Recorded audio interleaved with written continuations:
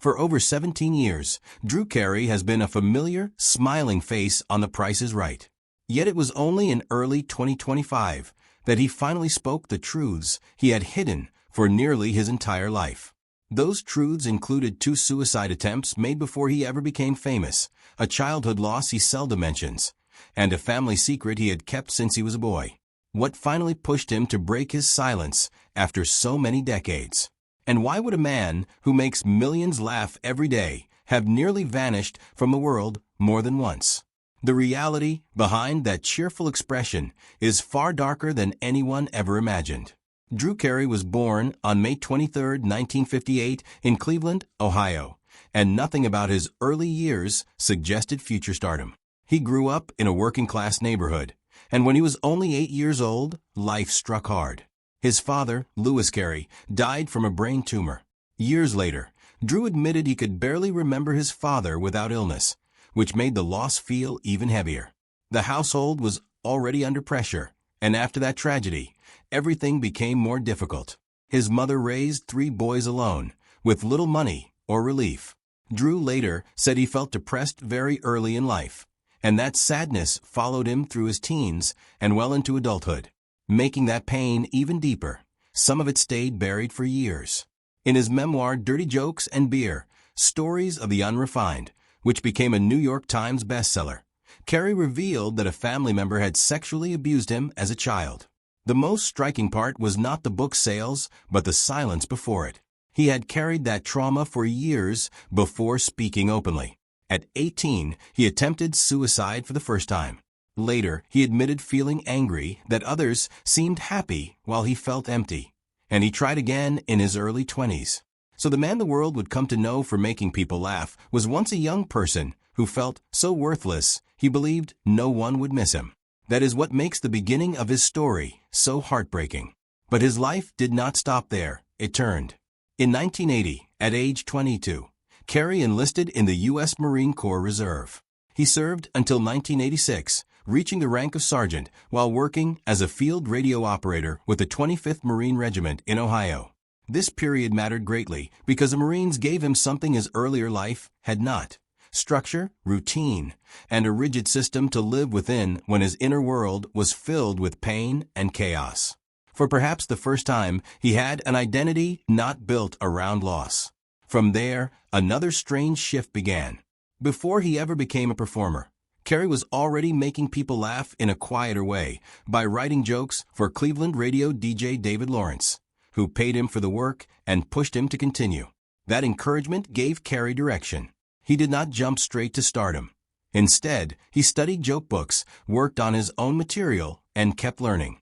After winning an open mic contest, he became the MC at the Cleveland Comedy Club in 1986. His comedy career was no lucky accident, but built piece by piece.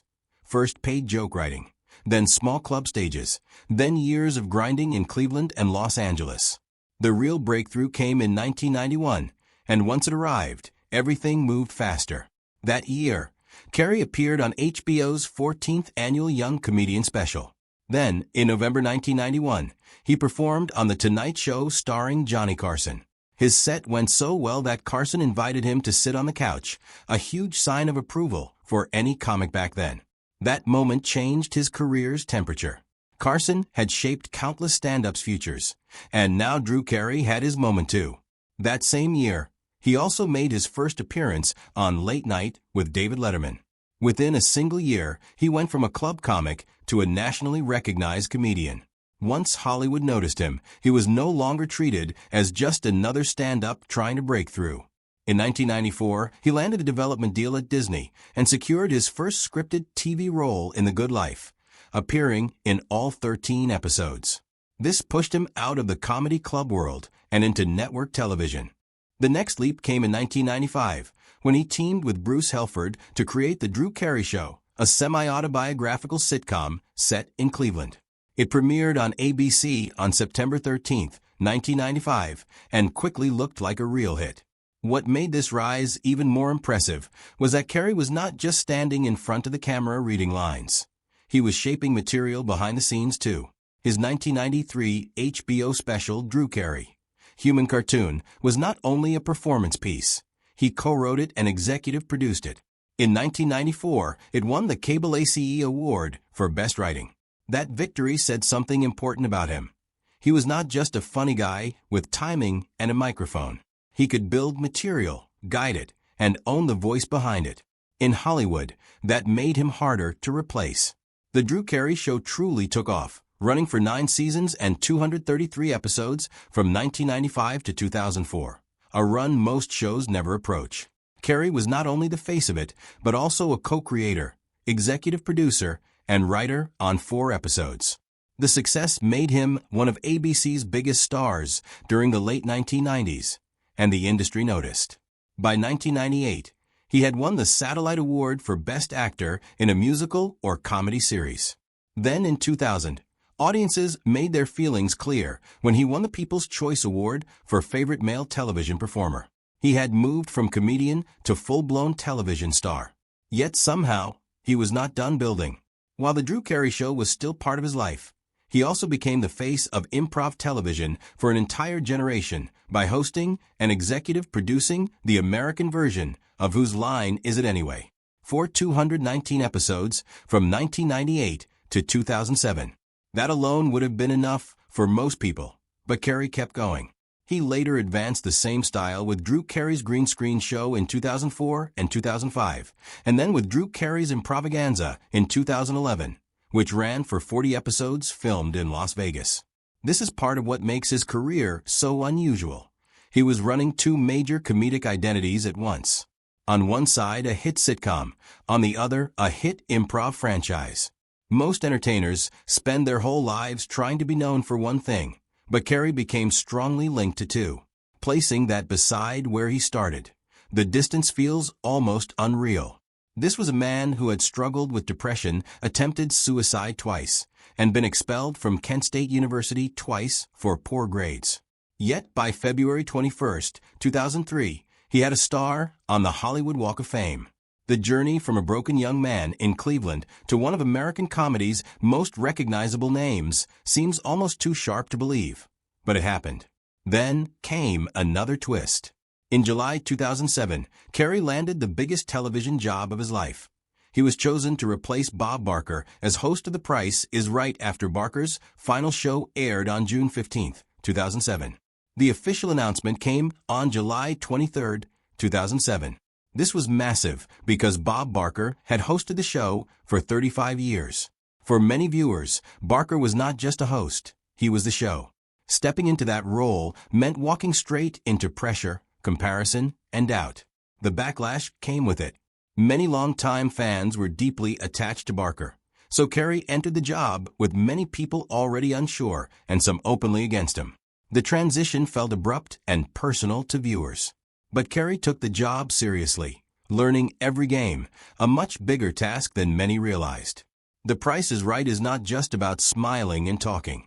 The host must control energy, timing, pace, suspense, and the flow of dozens of moving parts daily. He had to earn trust while standing in a legend's shadow. The surprising part is that he did exactly that. The doubts did not win.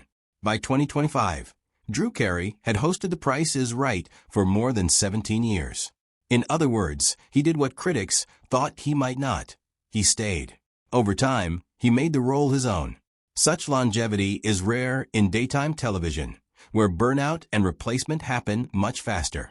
Carey even says he does not plan to retire quietly.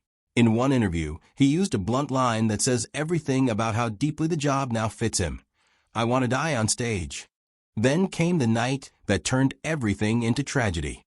On Valentine's Day weekend in 2020, Harwick had been out with friends in Hollywood. Police later said she returned home around 1:02 a.m. on February 15th. What happened after that was violent and fast. Her roommate heard screams and the sound of bodies hitting the floor. Harwick was later found about 20 feet below the balcony of her third-floor Hollywood Hills home. She was still alive when discovered but badly hurt, and she later died at 3:26 a.m. at Cedars-Sinai Medical Center. She was only 38. From the beginning, it did not look like a simple fall. Investigators found signs of a struggle inside the home, severe injuries, and marks on her neck showing she had been strangled. A trail of rosary beads led from the TV room to the bedroom and then out toward the balcony. Police also found a syringe containing liquid, and prosecutors later said the liquid was nicotine, something that could be used as poison. All of it made the scene feel darker and more deliberate. This was not chaos in one awful second. It suggested planning. That is why attention quickly turned to Gareth Pursehouse, an ex-boyfriend Harwick had previously accused of abuse. She had filed restraining orders against him years earlier, and according to reports, she had told friends she was frightened of him. So when police arrested him just 14 hours after Harwick's death, the case already had a chilling shape. Investigators also noted he had scratches on his neck, chest, and arms, along with a large bruise that looked like a bite mark. Those details pointed to a brutal struggle inside her home before the fatal fall from the balcony. Prosecutors later said he had broken in, waited inside, attacked her, strangled her, and then thrown her over the edge. For Carey, the emotional damage was immediate and overwhelming. When Harwick was killed on February 15, 2020, he released one of the rawest public statements of his life.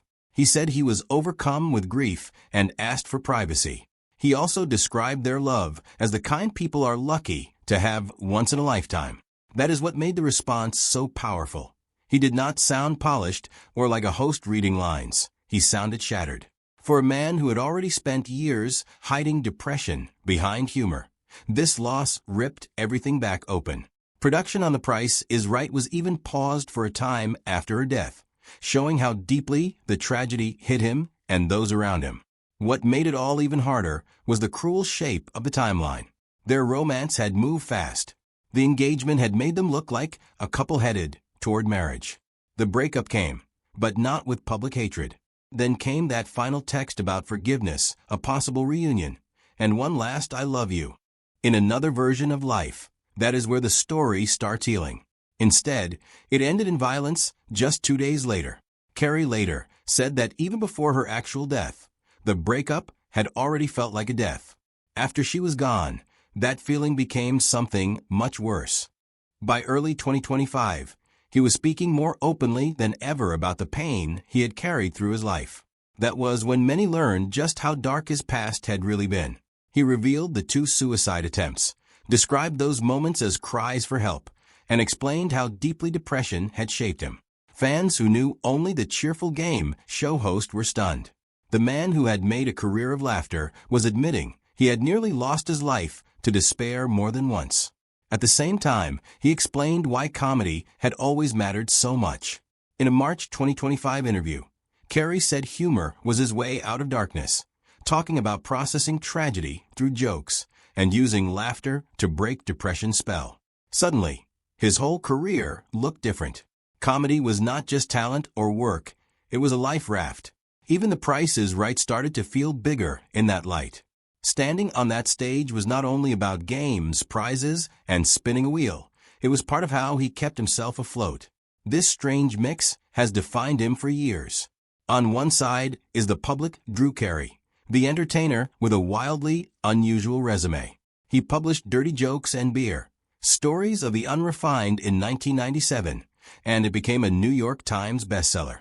He served in the U.S. Marine Corps Reserve from 1980 to 1986 and reached the rank of sergeant.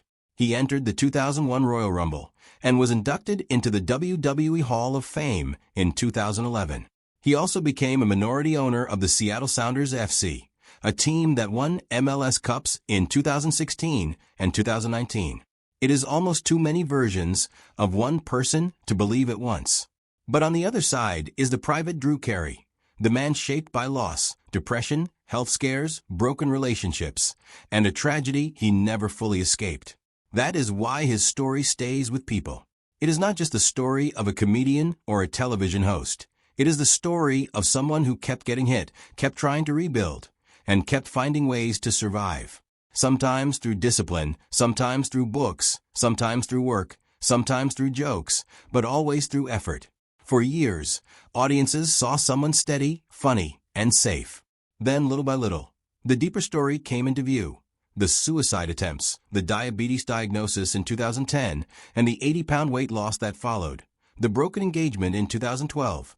The whirlwind romance with Amy Harwick in 2017, the engagement in 2018, the breakup later that year, the final loving text on February 13th, 2020, and the murder on February 15th. Then the long wait until the conviction in September 2023 and the life sentence in December 2023. And finally, the confessions in 2025, when Carey let the world see just how close he had come to disappearing long before any of this.